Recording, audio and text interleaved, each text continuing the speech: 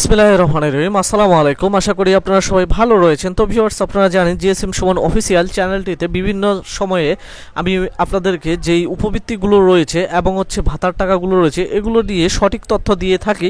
তো ভিউয়ার্স, তারই পরিপ্রেক্ষিতে আজকে কিন্তু আপনাদেরকে জানাবো যে আপনাদের যে ছোট্ট সোনামণিগুলো রয়েছে, অর্থাৎ ছোট ছোট বাচ্চাগুলো প্রথম থেকে পঞ্চম শ্রেণীতে অধ্যয়নরত এবং যারা ইবতিদায়ী মাদ্রাসায় আপনার বাচ্চাকে দিয়ে রেখেছেন, তো আপনারা জানেন যে আসলে আপনার বাচ্চা কিন্তু উপবৃত্তির টাকা পেয়ে থাকে। তবে ভিউয়ার্স, তার আগে আমি আপনাদেরকে বলি যে আপনারা কিন্তু আমার চ্যানেলটা সাবস্ক্রাইব করতে ভুলে যান। তো আপনাদের প্রতি বিশেষ অনুরোধ যে ভিডিওটি দেখার আগে চ্যানেলটি অবশ্যই সাবস্ক্রাইব করুন এবং ভিডিওতে একটি লাইক করুন, আর ভিডিওটা সম্পূর্ণ দেখুন, কোনো প্রকার স্কিপ করবেন না।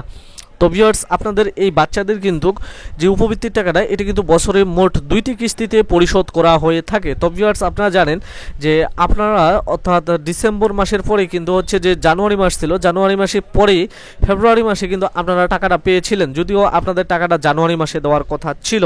তো ভিউয়ার্স, শেয়ারে কিন্তু আপনাদেরকে আমি বলতে পারি যে আসলে জুন মাসের আপনাদের যেই টাকাটা রয়েছে, আপনারা জানেন যে আসলে বাংলাদেশ সরকারের একটি নীতিমালা রয়েছে, তা যে একটি অর্থ বছর। তো আমাদের যে অর্থ বছরটি এটি কিন্তু আসলে জুলাই মাস থেকে শুরু করে পরবর্তী বছরের জুন মাস পর্যন্ত চলে। তো তারই পরিপ্রেক্ষিতে বাংলাদেশ সংসদের যে সংবিধান রয়েছে যে আসলে যে কোনো বিল ভাতা এগুলো কিন্তু আসলে প্রতিটি অর্থ বছরেই প্রেরণ করতে হয়। তো তারই সাংবিধানিক ধারায় আপনাদের যে কাঙ্ক্ষিত প্রাথমিকের উপবৃত্তির টাকাটা রয়েছে এটা আপনারা জানেন যে আসলে 24-25 অর্থ বছরের টাকা।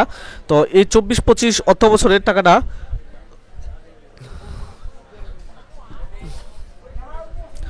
অলরেডি শোধ করার একটি মনে করেন যে সময় চলে এসেছে এবং প্রাথমিক ও গণশিক্ষা মন্ত্রণালয় এটির উপর খুব জোর দিয়েছে যে আসলে এই টাকাটা শোধ করা লাগবে। তো ভিউয়ার্স, আমি যতটুকু জানি যে আজকে আসলে 25 তারিখ, আজকে কিন্তু আপনাদের এই যে ছোট ছোট বাচ্চাদের যেই ডাটাগুলো রয়েছে এগুলো কিন্তু আসলে আইবেসে পাঠানোর কথা রয়েছে। যদি আজকে আইবেসে পাঠিয়ে দেয় তাহলে অবশ্যই আপনারা কিন্তু আশা করি যে হয়তোবা আগামীকাল থেকে আপনাদের যে কাঙ্ক্ষিত উপবৃত্তির টাকাগুলো রয়েছে সেগুলো পেয়ে যাবেন। আর যদি বাংলাদেশ ব্যাংকের যেই অ্যাকাউন্ট সিস্টেমটা রয়েছে, অর্থাৎ ট্রান্সফার করে তারা যদি মনে করে যে আজকে রাতের মধ্যে টাকা দিবে, তাহলে অবশ্যই আপনারা আজকে রাত থেকে টাকাটা পেয়ে যাবেন। তবে এখানে হাই হতাশার কিছু নেই, আপনাদের বাচ্চা এর আগে যদি উপবৃত্তি পেয়ে থাকে এবারও কিন্তু উপবৃত্তি পাবে। এবং সেই সাথে আপনারা জানেন যে যারা আসলে ষষ্ঠ থেকে দ্বাদশ শ্রেণী পর্যন্ত উপবৃত্তির টাকার জন্য ওয়েট করতেছিলেন, আপনাদেরকে কিন্তু একসাথে 2টি কিস্তির টাকা দেওয়া হচ্ছে। তো ভিউয়ার্স, আপনারা জানেন যে আপনাদেরকে আসলে প্রথম কিস্তির টাকাটা কিন্তু অলরেডি দেওয়া হয়েছে। তো এখন কিন্তু আপনারা দ্বিতীয় কিস্তির টাকা পাচ্ছেন, অর্থাৎ যারা মনে করেন যে 1200 টাকা প্রথমে পেয়েছেন